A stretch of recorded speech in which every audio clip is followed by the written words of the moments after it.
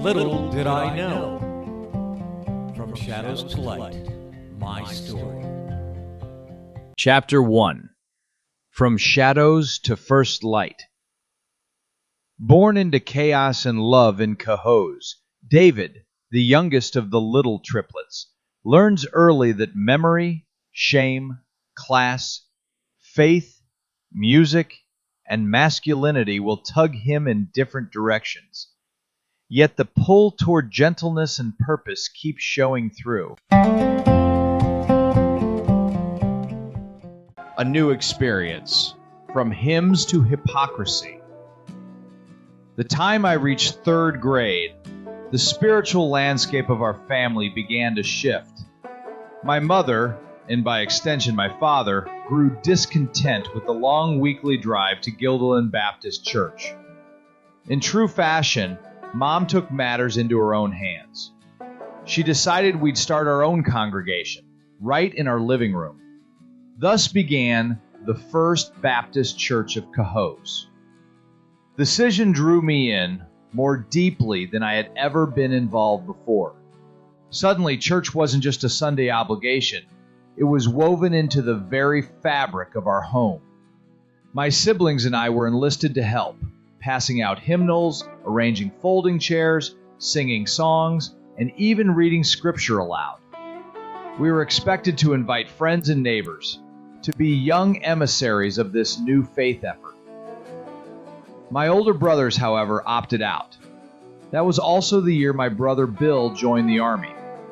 Sharon, who once took me to St. Marie Catholic Church for Mass, had moved into her own apartment.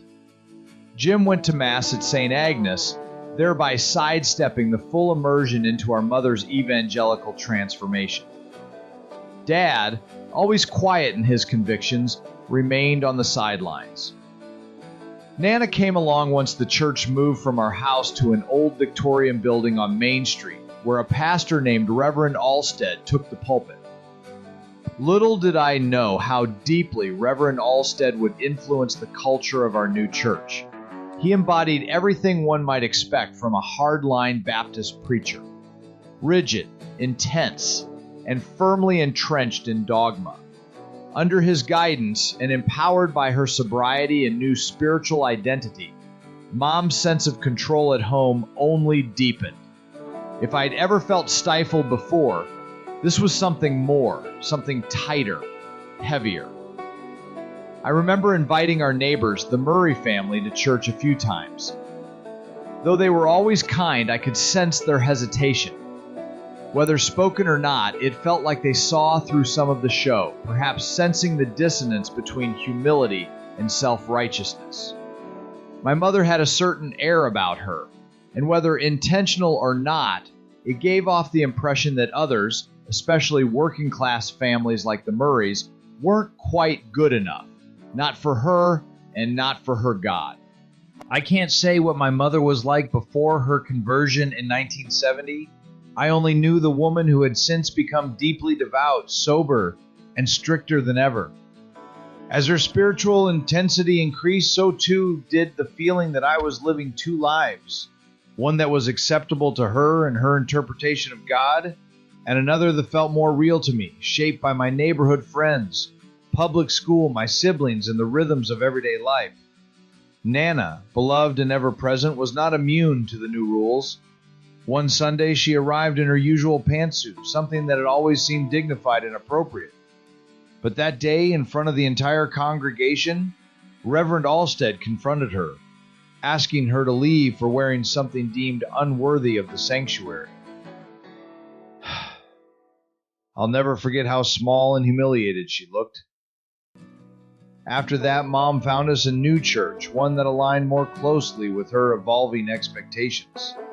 That's how we ended up at Loudonville Community Church, nestled in one of Albany County's wealthiest neighborhoods. It was filled with all the right kinds of people, polished, connected, and seemingly perfect. And though I didn't yet have the words for it, I remember feeling that I was being swept further and further from the warmth of authenticity into something colder and far more performative.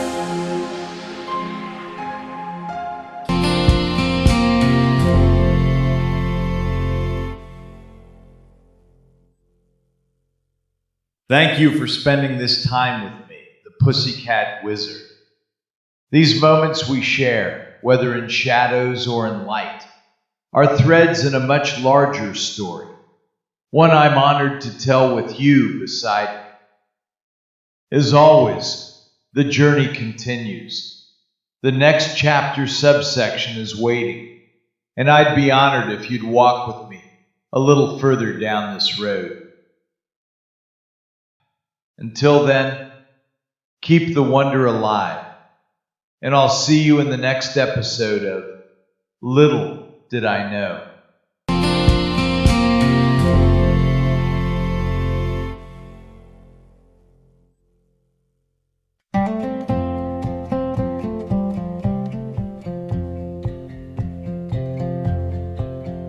If it's a moment you're after, let's give this a shot. 3 quick breaths in through the nose, believe it or not, it will render you happy in the sunshine of the day. I love living in Bisbee and no, I am not gay. The flowers do smell so wonderful in spring. I sit on my porch, a throne for a king.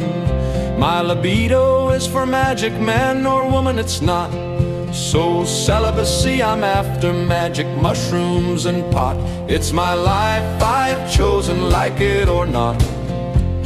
Bullfrogs and butterflies, Aunt Ruth, she had wrote, if music's like living, then I love every note. Bullfrogs and butterflies and plenty of pot.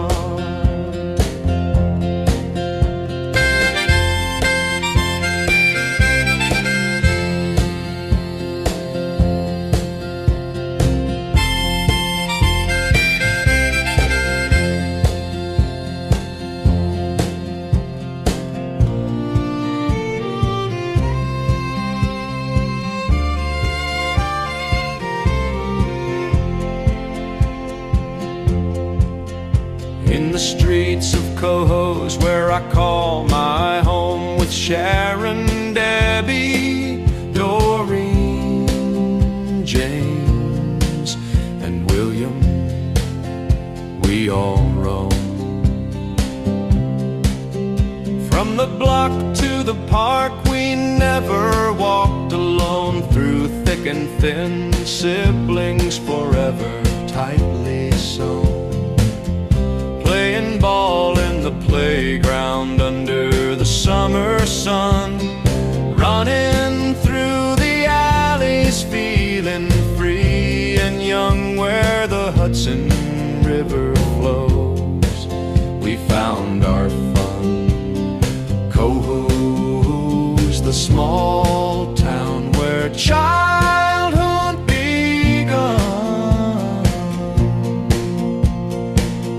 I sit on my porch, a throne for a king. My libido is for magic, man or woman it's not. So celibacy, I'm after magic mushrooms and pot. It's my life I have chosen, like it or not. Bullfrogs and butterflies, and Ruth, she had wrote, if music's like living,